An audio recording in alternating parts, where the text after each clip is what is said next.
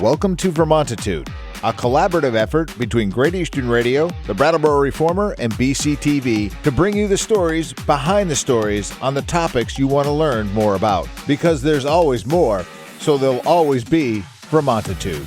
Hosted by me, Peter Fish Case.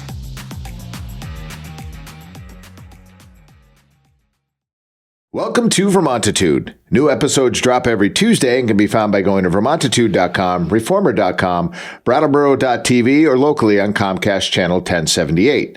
We come to you from our studios at the Innovation Box on Landmark Hill.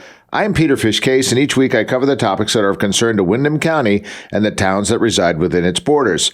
Joining us today, Amanda Ellis-Thurber, who is running for a one-year seat on the Brattleboro Select Board. Welcome. Well, thank you. Thank you so much, Peter. Right. I love your show. Thank you. I've learned a lot about what's going on in our community by watching Vermontitude. All right. It's a regular thing. It's great. Thank you. So what we've been doing here on Vermontitude is we are inviting as many candidates that will accept the invitation to come on to Vermontitude to talk about the issues. So we'll start with a pretty simple question. What makes you uniquely qualified to want to serve you're going for a one-year seat on the Brattleboro Select Board? Correct. I am running for the one-year seat for the Brattleboro Select Board. I love Brattleboro. I've been in Brattleboro for 30 years, running a small business, a farm with my husband, raised my kids here, involved in youth sports and activities. I've been a volunteer. I bring a leadership quality based on kindness and respect. And I think that meets the moment right now in our town. People feel comfortable talking to me. They talk to me about their issues. They trust that I can distill that into a leadership quality that's going to work together with other members of the Select Board and the community to solve some of our problems that we're experiencing right now. Okay. All right. Let's talk about some of those problems. One of those problems, and we don't know it yet to be a problem. We just know that anytime you raise taxes, it's a problem. We have got a bigger than normal tax increase due to some circumstances. Give us your thoughts on the proposed budget. Yeah, the proposed budget, it is what it is right now. And it was a perfect storm. I'm not going to call it a crisis, but it was a perfect storm of our trash issue, of already explosive costs for public education in our state. Some of that was our state. And also a critical need we have to meet the moment to increase the number of police on our force. We have a situation in Brattleboro that really needs more hands on the ground. We can talk more about that later. This is our budget now, but I also know that through strategic fiscal planning, a 5-year long-term plan, which is actually because the last one that was done was in 2021, and also a 25-year capital plan. Really visiting those discipline measures to look ahead for the future. I think when people interpret changes as if they are coming at the last minute or surprises, they get very nervous, myself included. I will say especially property tax hikes on families establishing themselves in town, working families, and for our retired and senior population are highly impactful. And even just the future, assessment that's going to happen in 2027 is making people nervous. The more we talk, the more transparent we are, the more of the plan we display to the community. I think that, and those are all in place. There is a 5-year plan to be reviewed and adjusted. So that planning piece, I think, is really critical. Okay. All right. Well, you touched on it, so let's just go there. Let's talk about community safety, and we know that the community conduct ordinance passed by the Select Board, a vote of 3-2. It failed at a special representative town meeting. It was rescinded. What do you think? What's your opinion of that whole process? Needed or not? Yeah, so I ran for the special RTM, and I was accepted in District 7 where we live. I was for the ordinance. I did know in my mind, listening to the ordinance, that it wasn't perfect. But what I saw it was the work of the select board over many months. And I mean, I should ask you, was it years of planning? I mean, there was a lot of planning that went into it. So there was a lot of criticism regarding it's a knee-jerk reaction, it's this, that, which I don't think was warranted. It involved a lot of hard work, a lot of thoughtful hard work, a lot of collaborative hard work to make a plan to meet the moment for our community. I also think, going back to the budget, that the 3 police officers that are currently on fiscal year 26 they are critical to the plan. Yep. I mean, I can go on more if you want to discuss why.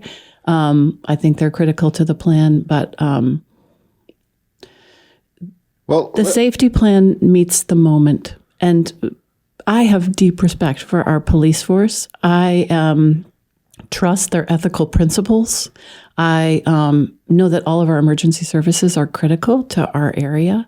I also know that our area is especially vulnerable to drug trafficking, and we've seen that escalate. Mm-hmm. And in addition to everything that comes with that, inflicting people into, we can go into more. But I'm going to stop now, and you can take the thread because I don't want to blab. All right, no, you're fine. So so I guess since one of the things that I've been hearing is questioning the 3 additional officers, and so you brought it up and said that you feel like it's a thing. Mm-hmm. So I guess I'll ask you to explain that. Yeah. So my opinion on this comes from talking to many people in our community, people, elected officials, formerly elected officials, community members, people that are,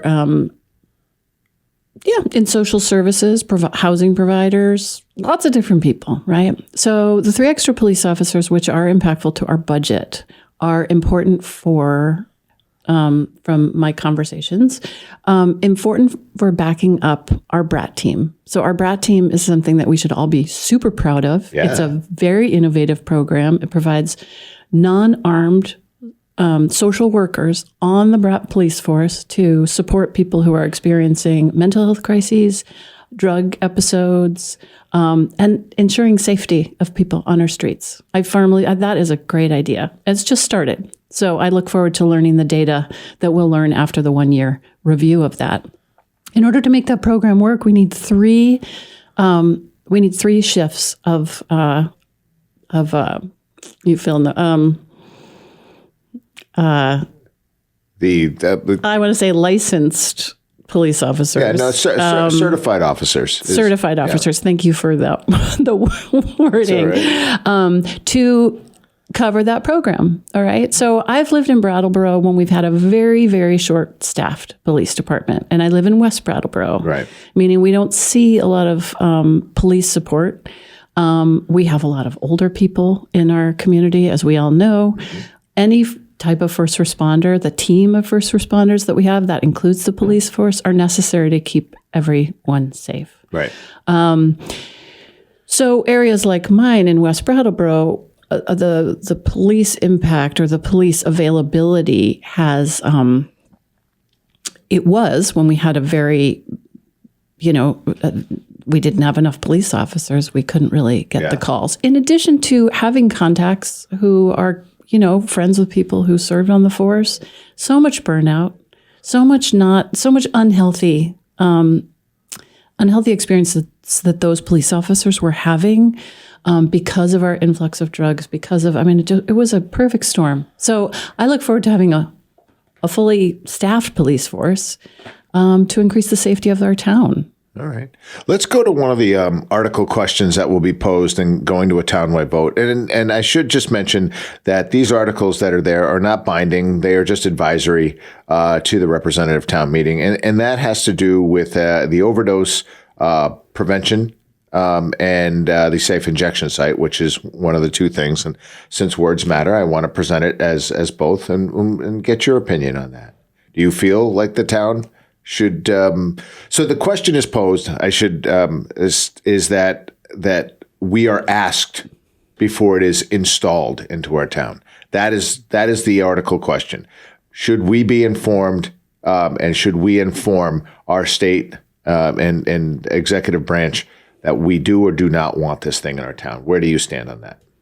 Yeah, thanks for asking that question, and thanks for the work that you did to, that all happened in the wording of that article that we'll see on the ballot in March and early voting February is something that Brattleboro voters will have the opportunity to say how they feel about it.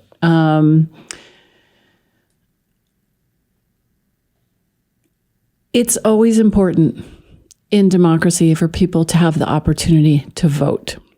And I will say from this little platform that it's critically important for people to participate in the democratic process and to vote, because you can't complain about something if you didn't vote about it. Oh, yeah, you can. You can complain about it. You can certainly complain about it. Anyway, it's just, you can't, you shouldn't. Yes. So, the way the law was written regarding overdose prevention center / overdose prevention sites in the state, the way the legislation was written, towns do not have a say whether they can have one or not, whether they prefer to have one or not. So going back to that legislation and within our own town government saying we as a town need to have a vote sends a really strong message to Montpelier, and that towns care. The state can't just say, well, guess what? You're going to have this in your town. And I think that's really important. Also, I've learned through learning more about this process that overdose prevention centers are different from hospitals, or different from other healthcare facilities in terms of the approval process they have to go through the state.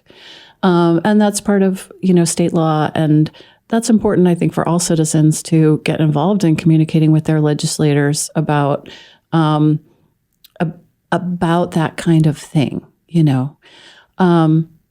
I understand and respect the philosophy of low barrier entry, right? I worked in mental health in Greenfield for 3.5 years before coming back to the farm during COVID. And I understand the philosophy. I don't see the results on the ground. I don't see the studies that show the efficacy of a program. And I certainly have not seen a single study, and I've had people looking for the studies for an overdose prevention center being in a town of 12,000 people. There are no studies. I do not feel comfortable. So this is how I would vote. Yeah. Right. I do not feel comfortable being the first experiment of anything. No. Nope. I appreciate that answer. All right, let's do this. We're gonna bring this thing in for a landing, and we're gonna ask you again to sort of firm up your position. Why are the voters in Brattleboro going to step into the booth starting on February 12th with early voting straight through to the 4th, which is the actual day that if you choose to go to the polls, you go to the polls. Why are they going to check the box for Amanda Ellis-Thurber? They're going to check the box for Amanda Ellis-Thurber because they can trust me. Okay. They can trust my leadership. They can trust that they can communicate their thoughts with me. They may have followed another election that I was in over the summer, where I have the ability to, sometimes with the help of, others, to cut out the white noise of the fighting. Yeah. To get to the issue, to look to the horizon, I'm not going to say bring our town back, because we're all still here. We're all still rooting for Brattleboro. We are for Brattleboro. Why else would I run for the select board? I want to see Brattleboro grow economically. I want to see it grow in numbers of people. And most especially, I want to support endeavors to enrich, grow, and make our middle class thrive. Our middle class, it's the engine of our community. We've always been a working class town. I'm very proud of that. but we're losing our structure, and more economic strains are making people have conversations like, can I afford to live here? Is this a place I feel safe? So that enrichment and that building, and that comes from financial planning, long-term financial planning. So there's a lot of cutting the noise out, because right now we have a lot of noise and a lot of fighting and a lot of polarizing opinions. I am a middle-of-the-road person. I have a balanced approach. So if you're looking for that, vote for me. All right. Amanda, thank you for jumping on Vermontitude. Thank you for answering the questions. Good luck in the election. Thank you.